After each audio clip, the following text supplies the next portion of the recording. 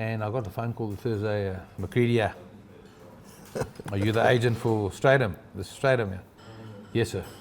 He says, you don't ride my bloody horse on Saturday. If he hasn't swung a leg over it, make sure he's here tomorrow morning to ride work. Okay, he's in Bloom. That's the problem. He said, no cell phones. No. I said, no, I'll thank you, Mr. McCready. He said, don't be late, 3 o'clock. Yeah, 3 o'clock in the morning. Yeah. Okay. Right, we've got pressure here, guys.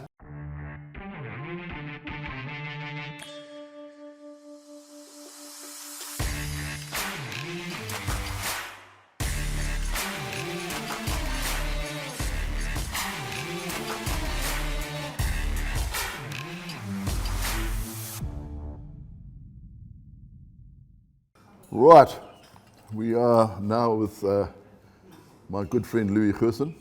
Louis, thanks very much for coming on. Yeah, great. Thanks, Andrew. Yeah, nice to be here. Louis, got a few things to talk about today. One of the things was COVID actually knocked you back a hell of a lot. I mean, you had quite a good string and then things fell apart. Yeah, geez, we ended up with 9 horses, and I think 2 years ago in the season we only had 4 winners in a year, So yeah, you are talking to owners and saying, oh, I need a bit of support here. And they look and say, win-loss of this guy. The winner, yeah. Yeah, so yeah, things have changed, luckily, and thanks to Des and Mario to giving us stock, horses to work with. That's all a trainer wants, is horses to work with, and then you can prove what you can do. Yeah, so it's a case of, I think it's for all trainers, once they're having winners. I remember Michael Erie, he was going through a bad patch many years ago, and he said, geez, Andrew, can't you give me a plug? I said, Michael, you've got to have a winner before I can plug you. Yeah, well, that's the point. Yeah. Yeah. Yeah, 100%. So, but yeah, you've turned the corner, your horses are winning, they're running well at the moment. They are, it's like we say, that's what we're there for. I've always said that the parade rings, our showroom, we like our horses turned out very well, and they must run well. We can take a beating, but they must run well. Yeah, I was talking to someone, I was talking to Gavin Van Zyl yesterday at Scottsville, and he was saying that your showroom is that post-race interview in the winner's enclosure. That's where you've got to punch yourself. Yeah. Because otherwise people forget about you. That is correct, yeah. You're as good as your last winner. He's 100% correct. Yeah. And Mario, you've had a good relationship with Mario, up and down. Yeah, you know what? I've done very well for him over time. I mean, one of his first grade 2 lovely stories we can tell, trip tees, when I sold him from the Sorrows to Mario. Mario immediately got some calls that I'd sold him a crippled horse. And the other call, the other lot were going to the owner selling, saying, Louis, you got 1.2 million, he only gave you 800. So I had to quickly go open on, in public and say, listen, we got 800 grand for the horse. And then his first run was a lot of pressure, but Striker had his absolute best. Yeah, grade 2, and he put his nose in front of the line. Yeah. Mario's still breeding? Yes. They've got Declaration of Peace. Now look, every year you hear the new stallion throwing beautiful foals. They're the most beautiful foals you've ever seen. Every time there's a new you hear that. For instance, now I'm very excited to see what the Talk of the Towns are going to do. I was always a big fan of ours, and there's a beautiful filly down at the Ready to Run sale in the Cape, lot 47. She's a Talk of the Town filly. I think she's a rocket, and Piet Botha bought her, very cleverly bought. So there's one I put my stamp on as a new sire. But now Mario's got Declaration of Peace, and Declaration of Peace. Listen, Mike saying that. At Rathmore, he's saying, listen, they are really, they are the part. Whereas the Noble Tunes are nice babies. They're always nice babies. Noble Tunes are nice horses. There's just a little bit more substance, a little bit more horse here in the Declaration of Peace. So let's hold thumbs. He's got a lot of mares. He puts a lot of money into the game, and let's just wish him every success. So he's still got all his mares at Rathmore? Yes, and then they've got a farm this side of Wakkerstroom, which falls in the Natal border, right, yeah. And I'm not too clued up. A little bit of knowledge can be dangerous here, Andrew. I'm not too clued up on the breeding side. Breeders do breeding. I do training here. Yeah. No, Wakkerstroom, we drove through it the other day from back from the Kruger. It's a nice area. Yeah. I was trying to persuade the wife to move, but she didn't fancy Wakkerstroom. It's too far from the Kruger. Yeah. And Louis, those colours that you've got now, those blooming shocking pink things that you that your horses race it. I mean, I was talking to Chase the other day, and I said, don't you feel embarrassed running in those colours? Chase will get knocked out. You'll never No, know. he didn't say anything. No, Chase isn't worried. Look, it's Barbie Girl was a new thing, but there's new and old. There's Claude Komarov, one of our old huge supporters of the yard. He just financially couldn't carry on in racing, but that's why he doesn't own horses today. But they were his colours. Only thing I changed is to the white cap, because you can see the contrast better. But I trained graded winners in those colours, and my colours were my sponsor. My old sponsor was the Ketchum Group, and my current one was Wonderwater. That was all over my old Blue Bull colours. So it was time to change, and financially, Claude, you still got your old colours? Yes, you can have them. So it was cheaper. Okay, yeah. No, because I always remember there's one of those old timers. I'm going back 30 years now. He said you must always have grass green and brown colours. This is because they don't stand out in the photo finish. I mean, in the race, and you can get away with giving it an easy. That's right. Yeah. And now it's the opposite. Yeah. Stand out now, but that was the day before video.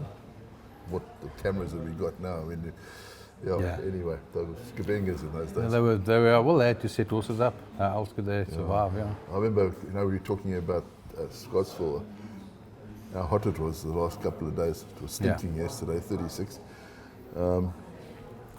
But I remember Nick Feltman and Brian Cunningham. They used to set up all their horses for January, February. Nick always said to me, Andrew, he said, if I don't have 5 or 6 winners in January, he said, I'm buggered for the rest of the year. Yeah. And David Payne used to call it Cunningfeld. Yeah. Brian, yeah.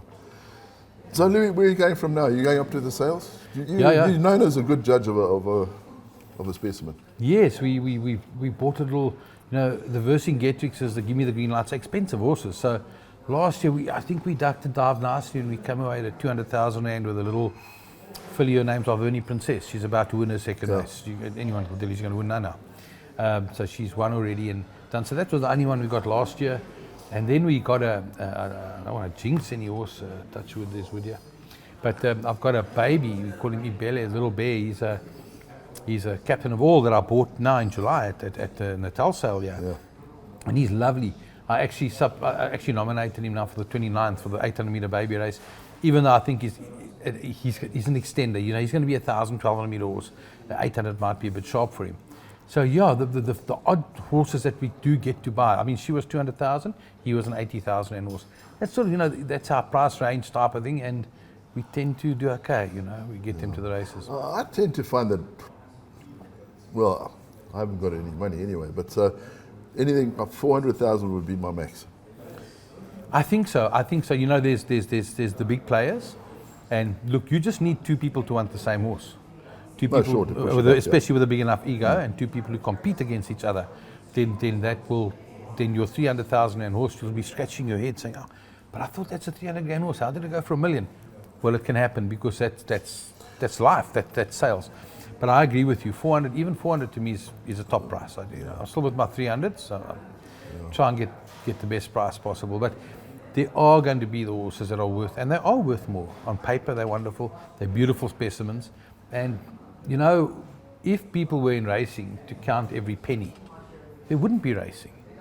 Do we really think Greg Bortz is going to make money? Probably. There's a bigger picture. But do you think Gain or Rupert's making money with what she's putting in to the stakes she's getting back? Were they doing it? Mary Slack. They do this because it's their passion. They love it, and they want to win the big one. So they're prepared to spend money for that. Yeah. And but then they bring in really smart stallions. I think that Dano Patino, I think he's going to make it. I think he's There's a lot of greys. I think he's going to be all right. Yeah. So you got the sale coming up at end of the month. Well, when's it? Next week? No, this weekend. This weekend. Yeah. Because we got the Summer Cup. I'm flying in. Geez, the cost of petrol, diesel. I'm flying this time, so I'm flying up, get a car there, and I'll be there Friday, Saturday, Sunday for the sale, and I'll come back on Monday. Yeah. It's cheaper to fly these days. I mean, to Joburg. The flights to Joburg are right. The flights to Cape Town are a bit tricky. Yeah, a little bit more, but even you can't drive to Cape Town, so I don't know. No, you bloody wend your way around Yeah, well, you around got, the all countryside. you got all the time in the world. We're under pressure. So, Louis, how are we going? I mean, how do you think racing's going? I mean, Hollywood's taking over. Hopefully they get past the local gambling board, which takes about 4 years. Yeah, I think it's exciting times for me as a KZN-based trainer. I've really done the circuits where I've trained, but really as a KZN-based trainer, I think it's exciting what's coming. I'll get to that now. The process that you talk about is it's simple. You had to get your 2 racing clubs. There was the Gravel Racing Club or whatever it was, Durban Turf Club, and there was the Clearwood and Mauritius. Those had to be completely disbanded. That there's no claim on anything and nothing like that. Once that was sorted out, that's the nitty-gritty of the paperwork. Before you could do any of that, you had to get your members to sign off and say, yes, we are going with Boards and Hollywood. So those processes have been done. Now it goes to quite a lot of legal stuff and paperwork and things, processes, and it's got to get to the Competitions Commission. Your Competitions Commission then turn around and say, yes, we approve it. Then you only go to your gaming board for a license. Now, I'm not an authority and don't know everything, but that's how I understand it. Yeah. So that is a bit of a process, and it does take a bit of a while. If you look at, they've just put a press release out, the guys, on what they did in Cape Racing. From start to finish, that took 14 months. But remember, we didn't start today. We have started quite a few months ago. No, sure. So listen, if you get lucky, it could be the end of the season. But it's so exciting for us, really exciting. I think for me, you've seen how I run my horses, and I know it get questioned. My father did it in PE, many years champion trainer in PE, and he did that. The PE guys still do it. The late Buddy Maroon did it. We understand running horses quite often. You see a guy like Clinton Binder, he's got that tape. He knows how to do that. There's nothing, you just can't just run a horse every single day. But with this appearance money they're paying you, that the owner gets money back, that is unbelievable. Yeah. That's unbelievable. I would love to right now have mastering in Cape Town. Yeah. I know it's not going to be strong enough to be competitive, that I must tell you. But you can run your horses. You can't go take a 1,000-meter horse and go put in a 2-4 and vice versa. You got to be realistic. Because those horses, they'll get eliminated anyway. But what they are creating is full of fields, but they're also making it worthwhile for the owner to have a trainer that runs the horses often. That's a very good thing. Yeah, no, I had a long chat to Gavin Vinzale yesterday, and we were talking about it. I said, just tongue in cheek, I said, his board's a bit like Marcus Jooster. And he pointed out to me, he said, all Jooster was worried about was the share price of Pumalela. Yes. He was getting dividends. He never put anything back into stakes. Right. And Boards is the other way around. He puts everything back into stakes. Yes.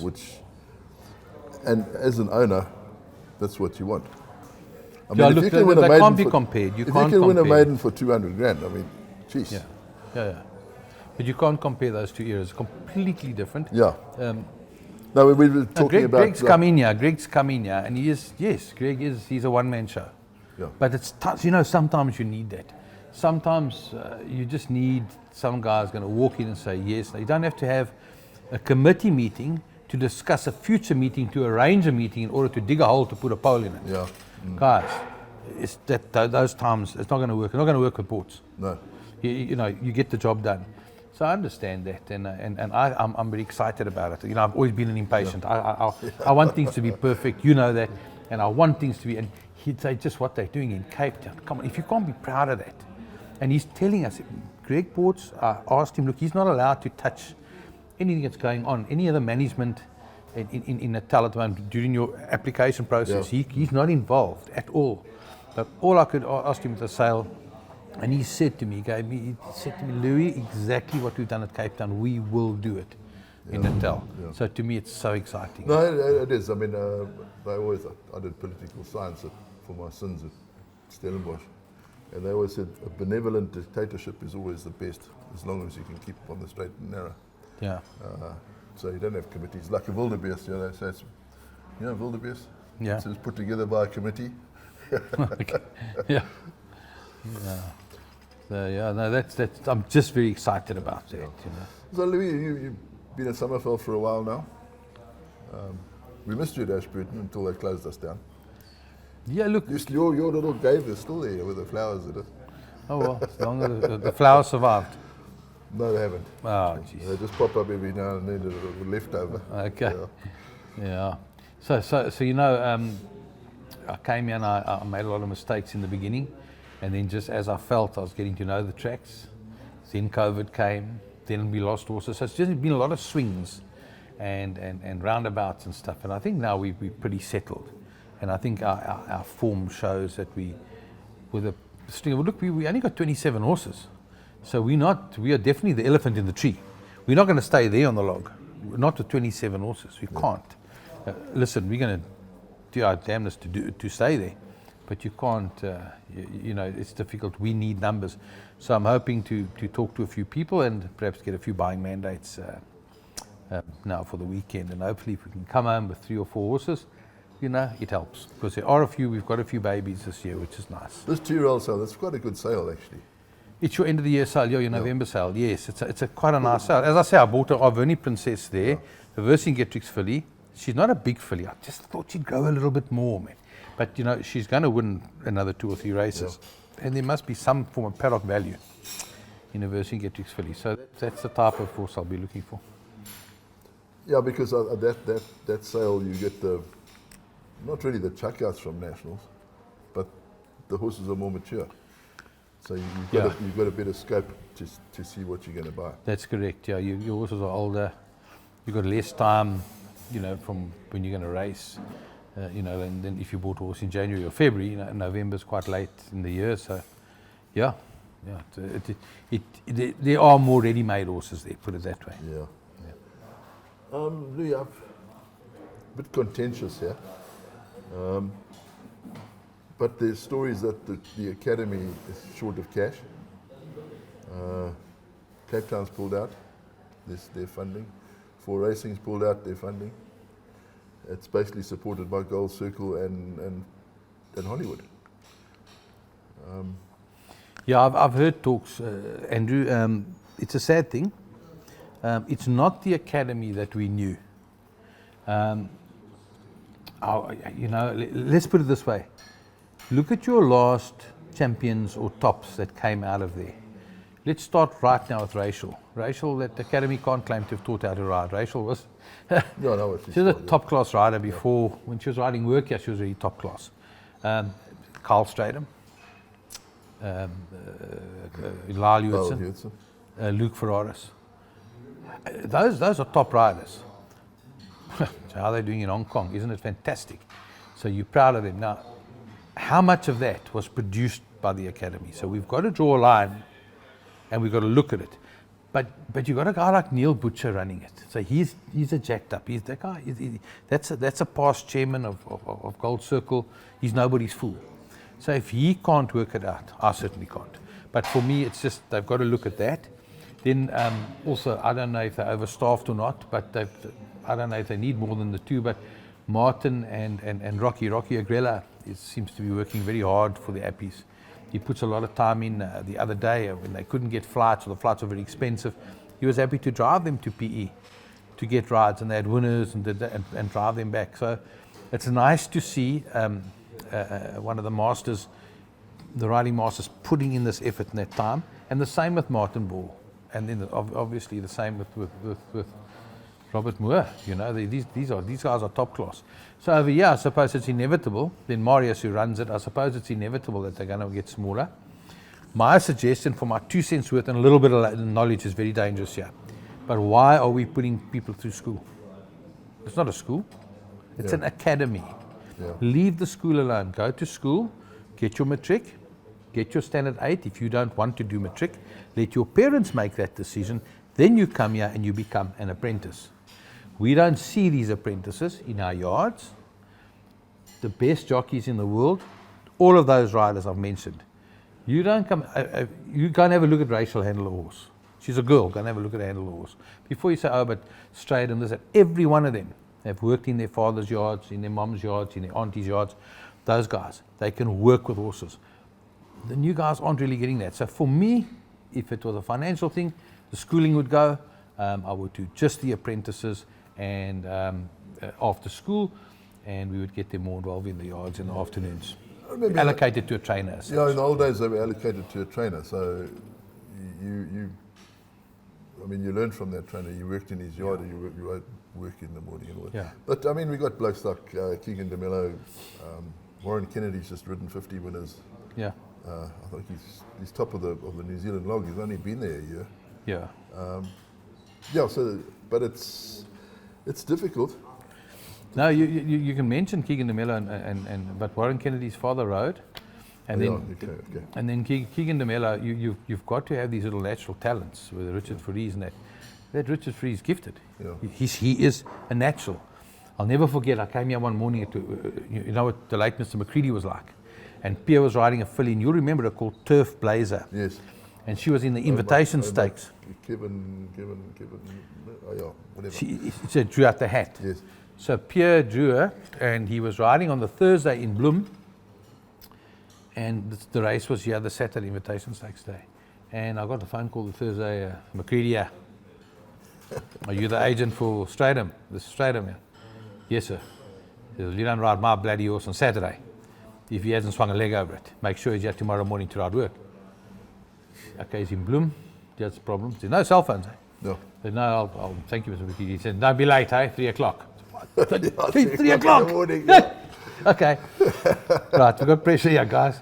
So, geez, got all a BT. Listen, just get all of his kit. Get it into the BM. We went to the airport when he arrived from Bloem. Said, listen, what you need, there's your rides. What do you need?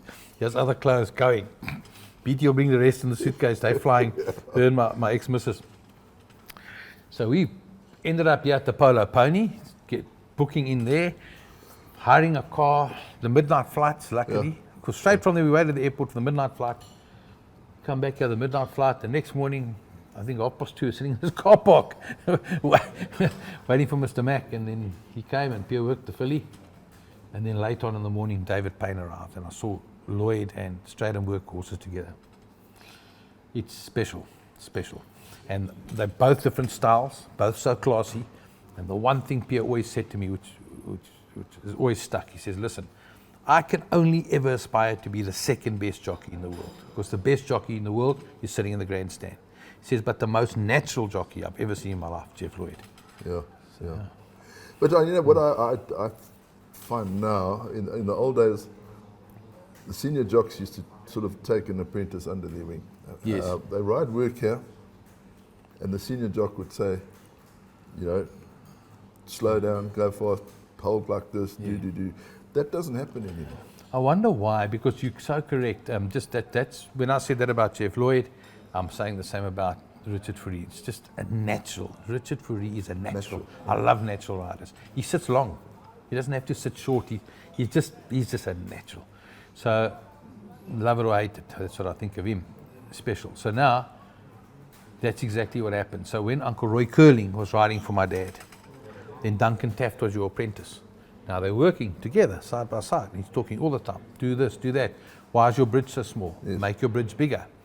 You're not listening. Bang, with a stick. Nobody protector. Yeah. Listen, nobody was being brutalized, but you get a smack. Concentrate. And they were being taken all the way by a top jockey. And you're not seeing it now. No. But I'm sure if one of these appies went to ask one of the top guys, one of the more experienced guys that helped him, there's big personalities here in Tristan Godden, and there's big personalities, Seanville. They're lovely personalities, characters. Those type of guys. Matthew Thackeray, a lot of experience. Those guys, I'm sure they'd help the guys if they asked them. You know, they do go and try and ride work for Mace and for Garth, because I mean there's all the experience in the world to guide them. You know, I can tell them what they're doing wrong, but I can't tell them how to fix it. You know, those guys can. No, I just find it strange. I mean, but then there are not as many. Not say top class, but there's not as many seasoned jockeys like we used to have in the old days. Yes, the numbers, The numbers are down. But every single rider in this country has come through the academy. Yes. So whether they're good or bad, they've still paid their way through there. Yeah. Hollywood are sponsoring a lot of I think they call them disadvantaged blokes come out from the squatter camps and things like that who, but they've got, I mean, there's Spare What a lovely oak. What a lovely And oak. he's a nice kid, eh? You know. Yeah, it just got no attitude. He's everything's a pleasure. The smile's always ready. What a lacquer. Yeah. I sort of labelled him as he'll get there. Yeah. No doubt. That spear is wonderful. And James the Harbour probably needs a clap around the ears, but he's a James good is all rider. right. He's a good rider. A good rider, neat and tidy. It's there. He's a lacquer. And then We there's did a podcast with him. That's why I backed Putu Lucius yesterday. Because James, I said, what's your best food? He says, no, Putu. well, you got beat. So the academy, I think a lot of changes can happen, but I think cost-wise is their biggest issue, and then it means you're good enough with 2 riding masters, you don't need more hangers on there. You're good enough without schooling. Schooling is too much. Like we talk about a little guy called, his nickname is Shire. He's a little appy. He's starting out. He's new to it. Starts to ride work, but he's got lovely hands. And he knows absolutely. He's never sat on a horse in his life before. One of the first mornings was the track. He said to me, "Sir, but are these your horses? And are those? Why are your horses there and here?" Because he saw the purple Hollywood. He didn't even understand that that's a different string. Yeah. We've all got to learn, and then I love it. So I teach him as much as I can. Every day I'll say to him, "Listen, come on, what's the weight for age scale?" Teach them. But he's a lovely kid. So you've got these kids who just all they want is just to be taken in the right direction. To be nurtured. Yeah. But I must say, Rocky is here in the mornings, Martin's here in the mornings, so with them. Yeah. I was talking. Who was I talking to? One of them. I think it was Martin. He said there are a couple of kids there. The new intake, they've got talent. Yes. I said it's probably one of the best intakes they've had for a while. Oh, that's so nice. It'll be interesting to see how they go. So they're just naturals. We have to. Some Mauritian kids apparently. Yeah, look, I'm so disappointed that the Cape have pulled out and Hollywood are in. That's disappointing news. It's disappointing that 4 Racing have done that because, we do need jockeys. And when you look again, the jockeys are older. And then there's going to be a big gap and you can't afford that. When you look at the top one, how old's Pierre? Pierre's, he's only staying around to ride that Mace's horse. Yeah. He's 57, eh? 57, yeah. He's nearly as old as me. Yeah, well, he's got all the experience, the balance is all there still. So, but you can't ride forever. No, Dion stopped riding. He's clerk of the course in Mauritius, my mate Dion Sampson. Oh, is it? Mauritius has gone through a bad period.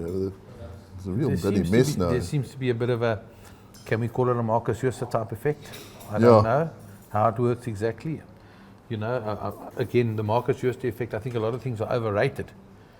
Or where he got the blame for things that he wasn't even interested in or doing, or his name was used often. That's why I say it's completely different eras.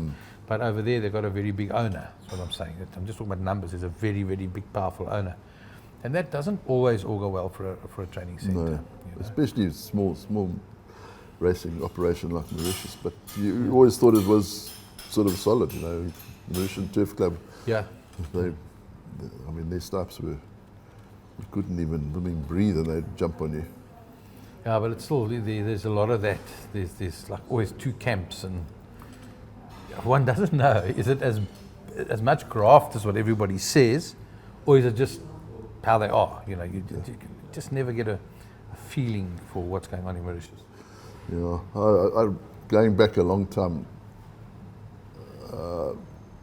one of the ex-jocks here who's now a top stop in Oz, he told me a story. He was riding there and he got beaten on a favourite. So the Sunday morning, but early, there was a knock at the door and they said, "Mr. whatever his name was, I wanted it out." He says, "Next time you get beaten on a favourite," he says, "this will be a light." He says, "Opened a box full of dynamite." He said he got him the first plane out. Yeah. But that's going back 20, 25 years ago. Yeah, no, those were wild days there. But then some of the jocks used to nickname it Treasure Island. Yes, I know. Well, they got so much money good there. money. Yeah. I remember the Jeff Lloyd earned a few pound there. A couple of them. But Louis, so the sales are coming up. You've got owners. As I said, Mario's breeding his own horses, so he's not really a buyer at the sales. He's always got an eye for a well-bred filly that can enhance, but they've also got to sell some brood mares. Not got to, but to balance it out. They've got to trim the tree a bit, when you look at the amount of runners we've got to the amount of horses, they are they're looking at that. And I think they're in an interim period. It's somewhere in between. They're in between. But Yeah. I'm not too sure. But from owners, there've been a few owners who've shown a bit of interest in us, and who've known us for a long time. And Yeah, as I say, you've got to have winners. No, sure, you've got to have winners, but you're having winners at the right time now. Yes, and if you I notice a lot of trainers, the winners start popping out of the woodwork after 8 months of nothing, yeah. just before a sale. Yeah. But if you still can't get horses, and we're doing as well as what we are, then we've got to rethink. We've got to rethink things. Because we're not getting younger. Lauren and myself, we hands on. We are 7 days a week. Excuse me. We are a lot, and we work hard. Yeah. So if you don't make money, and if you're not getting the support, you have to rethink it. Yeah. Let's talk about Lauren. Those She's pictures amazing. that she paints are very different class. No, she's very good. She's very good. She never painted for about 6 or 7 or 8 years, and then she started doing her paintings again, and she's doing nicely with it. But again, what I don't think people understand how long her day is. She starts first in the morning, right through the whole day with the stable. She runs the whole yard. If I want this, that one, a little bit more food, that one, a bit less food. This one. We work well as a team together.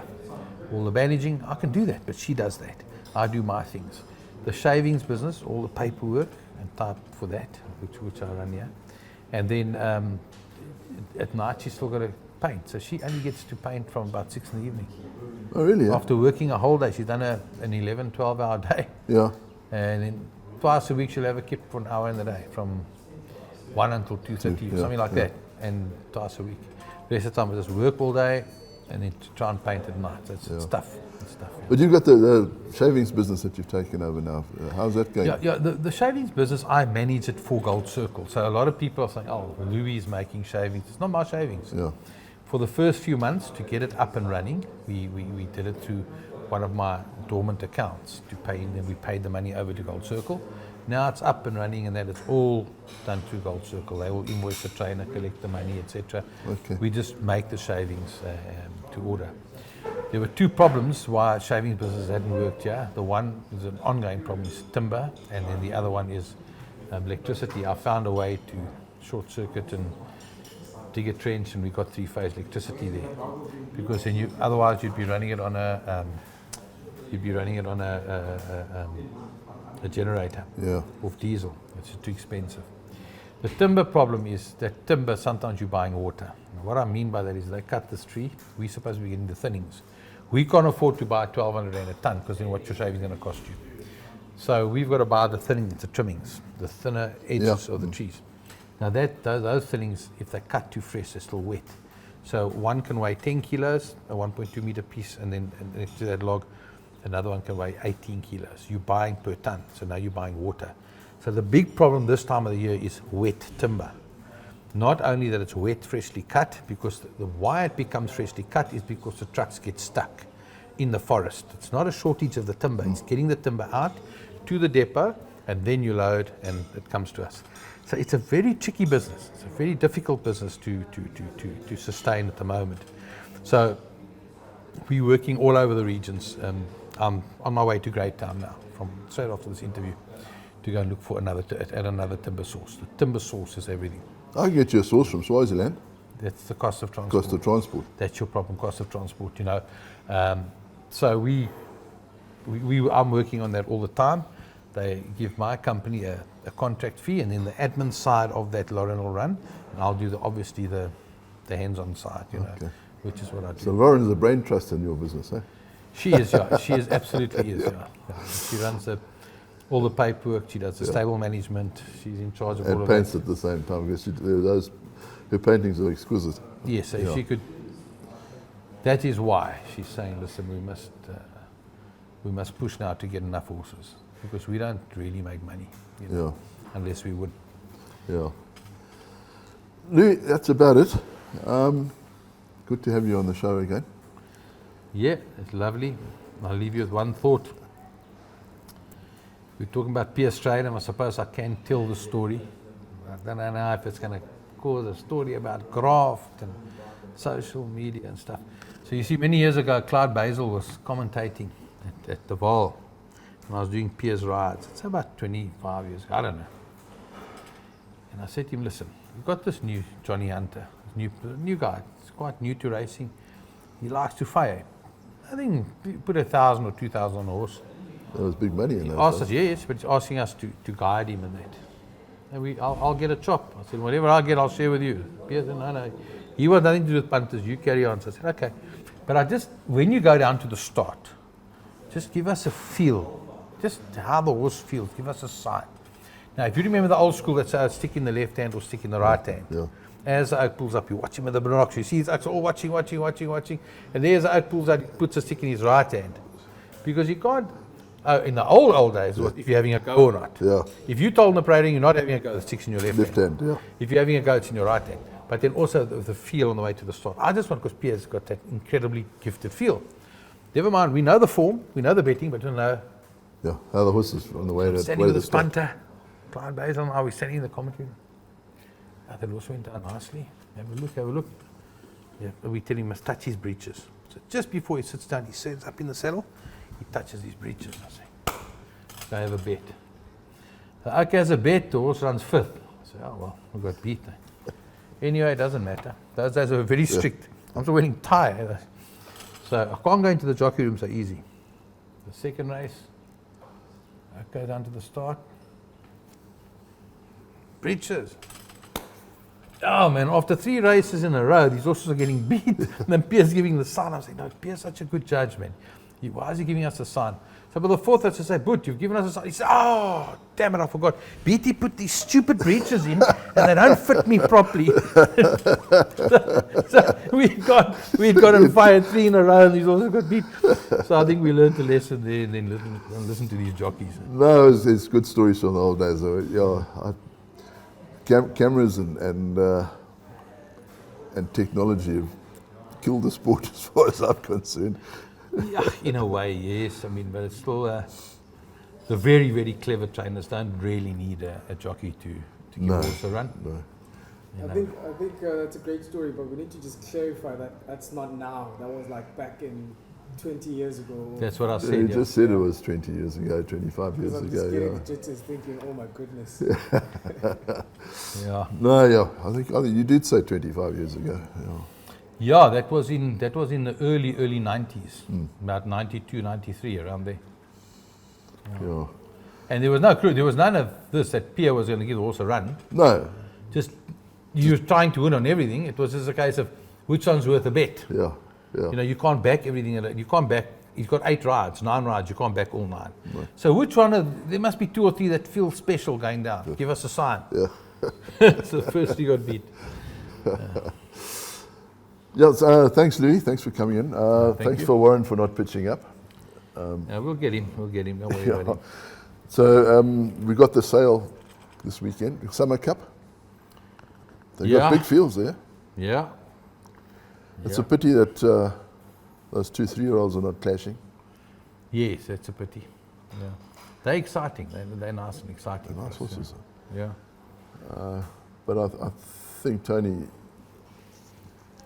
Peters' runner is probably more a sprinting type than a miler. I think they'll separate. They'll separate, They'll yeah. separate, yes. It'll be interesting to see if they go to Cape Town for the guineas. Sure, that'll Maybe. be interesting, eh?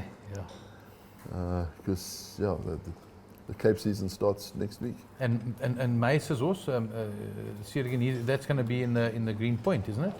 I think so, yeah. Yeah, I think he said he'll go to the Green Point. Mace said he gave him a run here just to see how fit he was. Yeah. He won well enough Yeah. in the slush. Yeah, and the Ronald Green one. Yeah, so it'll be interesting to see what he takes on Charles Dickens again. Yeah, that'll be interesting. Yeah, it's a good Cape season. Yeah. Yeah, so, okay, we've got the sale, we're closing up. The betting, what's it? Quartets, what? Score 6, Soccer 6, all the soccer bets. This keeps us eating at Gold Circle. Yeah. So please line up. And geez, how we missed the cricketer. Anyway, and the Aussies beat the Indians. I said, look, it's simple. Our cricketers don't have a Rassie, and The Aussie cricketers don't have a Eddie Jones. I like watching Eddie Jones's interviews. They're entertaining. Yeah. Yeah. Okay, so that's a wrap for today, and thank you, Louis, for coming onto the show short notice. Pleasure. Thank you for having me. Yeah, I hope you have a decent sale. I hope you can find a few blokes to rope in. It's And fill up your yard. Can I say my number? Yeah, well, go for it. 083 959 6262. Okay. 083 Well, I won't be- 959 6262. Dial it now. I won't be phoning. No. You'd be a miserable owner anyway. I know too much, yeah. Yeah. I'll be asking you why it's not running this week. But we'll see. Maybe some nice runners on Wednesday. Yeah. Let's see. And thanks to Tawanda. All his staff are on leave, so he had to do some work for a change. But as they say at the end of the show, we'll see you in the number 1 box.